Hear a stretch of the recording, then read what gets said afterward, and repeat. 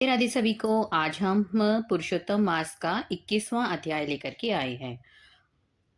हरि कहने लगे, हे नारद, फिर प्रतिमा को अग्नि द्वारा शुद्ध करके प्राण प्रतिष्ठा करें, अन्यथा मूर्ति धातु ही रहती है। तदिष्णु, ऐसे पुरुषोत्तम के बीज से जैसे ही वेदों के मंत्र को जानने वाला ब्राह्मण निरंतर हृदय पर अंगूठा रखकर इन मंत्रों से हृदय में प्राण प्रतिष्ठा करे, इस मूर्ति के लिए प्राण रहे या उस मूर्ति के लिए प्राण जाएं, इस प्रकार प्रतिमा के देवत्व आने के लिए स्वाहा, इस प्रकार यजुर्वेद के मंत्र पढ़ें, इस प्रकार प्राणों की प्रतिमा में रखकर श्री पुरुषोत्तम भगवान का ध्यान करें और इस प्रकार कहें कि हे देव देवेश, हे पुरुषोत्तम, मैं यह आसन श्री राधा कृष्ण को अर्पण करता हूँ। गंगादिक सब तीर्थों से प्रार्थना करके मेरे द्वारा लाया हुआ यह सुख से स्पर्श करने योग्य है। भगवान पाद्य के लिए ग्रहण करो। ऐसा कहकर पाद्य देव श्री गंगा जी से जल लाकर सुंदर कलश में रखे हुए इस गंगा जल का आचमन करिए। ऐसा कहकर आचमन अर्पण करें, फिर पंचामृत से स्नान करावें, फिर आचमन दें। सब कामनाओं की सिद्धि के लिए मैं यह 2 पीताम्बर भेंट कर रहा हूँ। इस प्रकार वस्त्र देकर आचमन करावे। हे नारद, इस संसार सागर से आप मेरी रक्षा करें। ऐसा कहकर यज्ञोपवीत अर्पण करें। हे श्रेष्ठ, सुगंधि युक्त मनोहर दिव्य चंदन के विलेपन को प्रीति के लिए ग्रहण करें। ऐसा कहकर भगवान को चंदन लगाएं। हे पुरुषोत्तम, शोभायमान अक्षतों को ग्रहण करिए। ऐसा कहकर अक्षत चढ़ावें।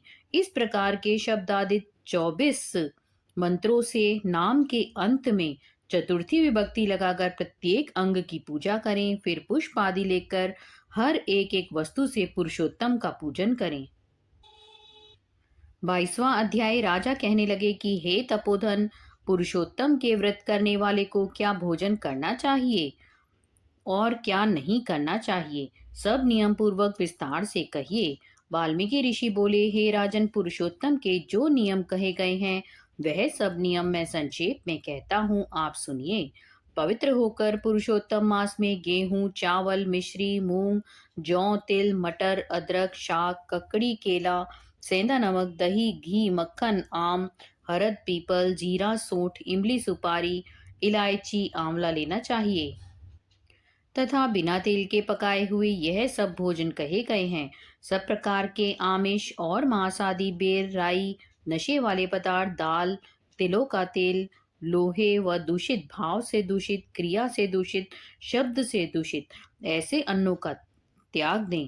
पुरुषोत्तम मास में देव, वेद, ब्राह्मण, गुरु, गौ, व्रत करने वाले, स्त्री, राजा और महात्माओं को की निंदा न करें।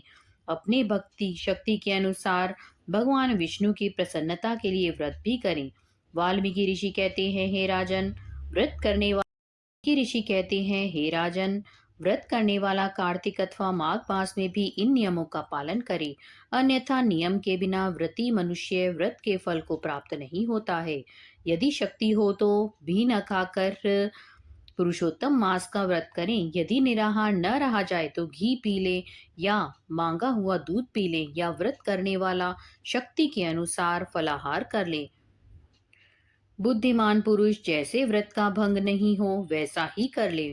पुरुषोत्तम मास में 1,00,000 तुलसी दल से शालिग्राम का पूजन करने से अनंत पुण्य होता है। जो इस विधि से पुरुषोत्तम मास का व्रत करते हैं उनको देखकर यमराज के दूत दूर से ही भाग जाते हैं। हे राजन, इस मास का व्रत 100 यज्ञों से भी श्रेष्ठ है। 100 यज्ञों के करने से स्वर्ग प्राप्त होता है।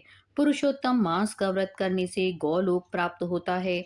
पृथ्वी में जितने तीर्थ हैं और क्षेत्र हैं वे सब पुरुषोत्तम मास का व्रत करने वाले के शरीर में वास करते हैं। 23वां अध्याय। राजा ने कहा, हे मुनि श्रेष्ठ, पुरुषोत्तम मास में दीपदान का क्या फल है, सो आप कृपा करके मुझसे कहिए।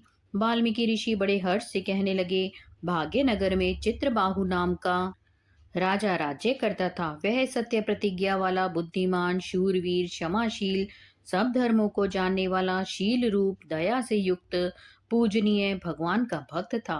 एक दिन दूर से आए हुए अगस्त्य मुनि को देखकर दंडवत नमस्कार कर विधि से पूजन करके भक्ति से आसन बिछाकर ऋषि के आगे बैठकर नम्रता के साथ बोला, आज मेरा जन्म सफल हुआ। जो मुनिराज मुझ सेवक के घर पर आए, फिर सिर झुकाकर राजा हाथ जोड़कर कहने लगा, महाराज मेरे यहाँ बहुत सी लक्ष्मी और अकंटक राज्य कैसे हुआ और ये वह पतिव्रता स्त्री कैसे प्राप्त हुई? मैंने ऐसा कौन सा अच्छे कार्य किया था? यह सब कृपा करके मुझसे कहिए। अगस्त्य जी राजा से कहने लगे, हे राजन, मैं तेरे पूर्व जन्म का चरित्र कहता हूँ।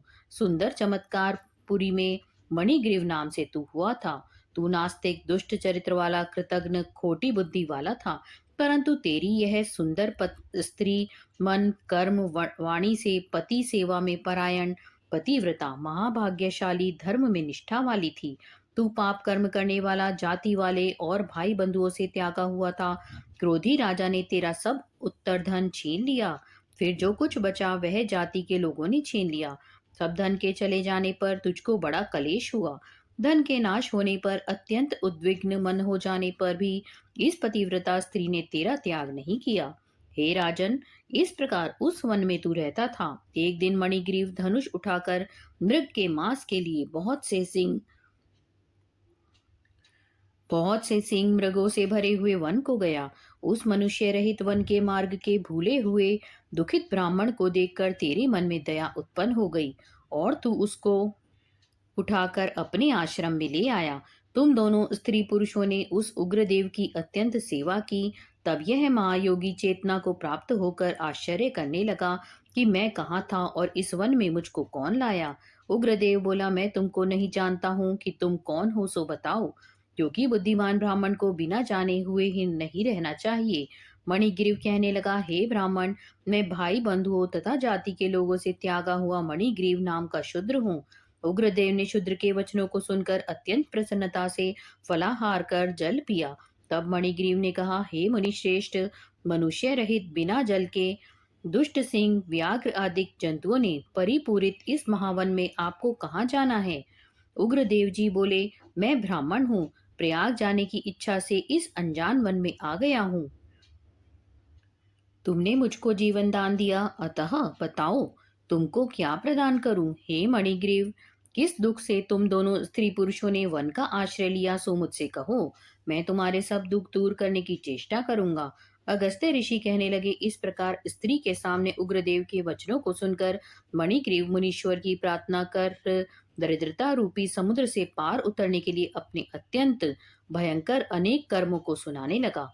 20वां अध्याय। उग्रदेव को मणिग्रीव सब कुछ बताकर बोला, हे ब्राह्मण, इस समय मुझ पाप युक्त पर आप अनुग्रह करें। मेरे किसी पूर्व जन्म के पुण्य से ही आप इस वन में पधारे हैं। आप उपदेश रूप पदार्थ से हमको कृतार्थ करिए, जिससे मेरा यह तीर्थ दारिद्र्य क्षण भर में नष्ट हो जाए और अतुल वैभव को प्राप्त होकर मैं स्वेच्छा से विचरूं। उग्रदेव जी बोले, हे महाभाग, तुम कृतार्थ हुए। जो तुमने मेरा अतिथि सत्कार किया है, इसी से तुम्हारा कल्याण होगा। बिना व्रत, बिना तीर्थ, बिना दान, बिना परिश्रम तेरा दारिद्र्य नष्ट हो जाएगा। ऐसा ही मैंने निश्चय किया है। इस मास के आगे तीसरा मास पुरुषोत्तम मास है। इसलिए तुम दोनों स्त्री पुरुष यत्न के साथ श्री पुरुषोत्तम मास में भगवान की प्रसन्नता के लिए दीप दान करना,